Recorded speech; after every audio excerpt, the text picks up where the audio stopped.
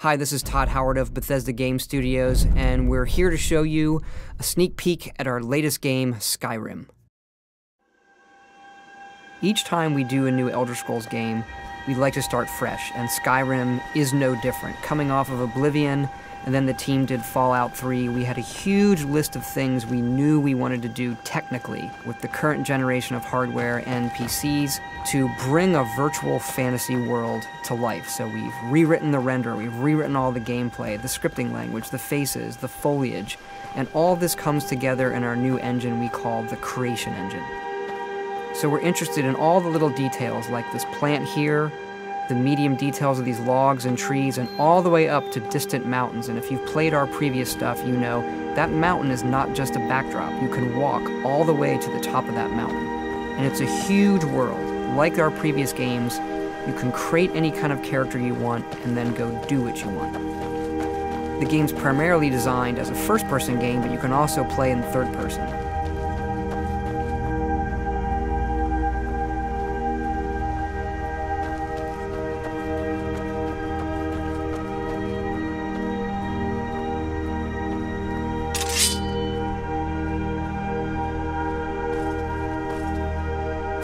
Our big motto for Skyrim is, you are who you play.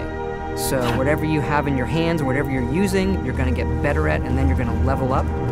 The right trigger does your right hand, and the left trigger does your left hand.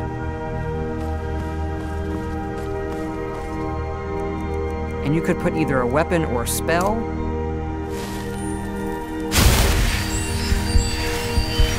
You can also dual wield spells.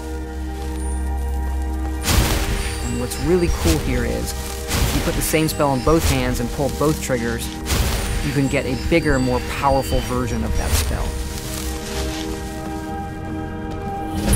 Up here we have standing stones. There are 13 of these throughout Skyrim's landscape, and they give you special abilities, but you can only have one of these active at a time.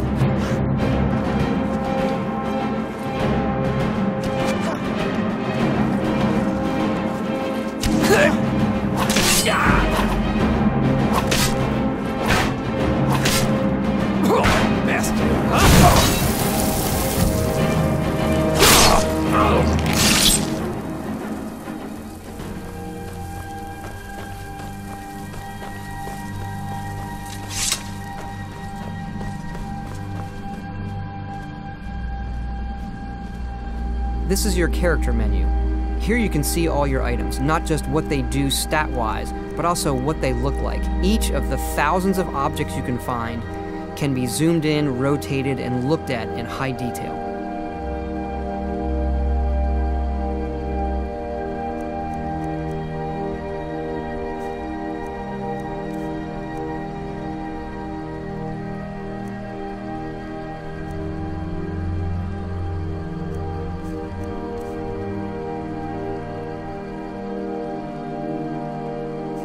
With the skills menu, you look to the heavens, and here you can see all of your skills, how they're progressing, and as your skills increase, you'll push yourself to leveling up. The higher the skill, the more it affects your level progress. And when you level up, you get to pick a perk. Each of these skills has its own perk tree. As you develop your character, it's like the game is drawing this custom constellation for who you are. Lastly, we have the map, and we're just going to pull the camera back here and show you how the level of detail system works in the game. We're just rendering the whole world.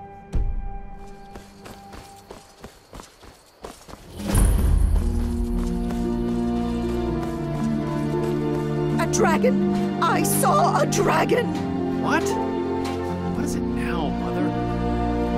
You keep on like this. Ain't every day we get visitors in Riverwood. Gerder's family first settled here as woodcutters a few generations ago.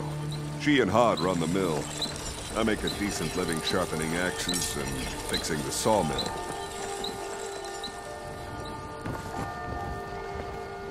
Here for work? Get an axe. And bring me all the wood you can chop.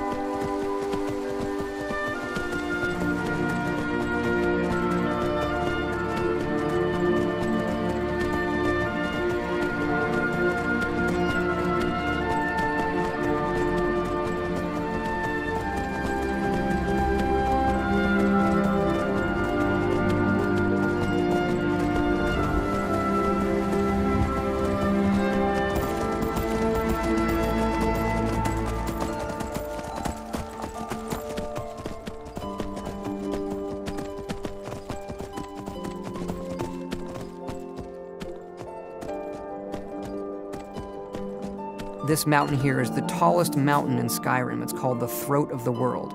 It is home to the Greybeards, who are masters of the voice. The voice is the ability to use the language of dragons and form these magical shouts. And this is a power that you will learn throughout Skyrim's main quest.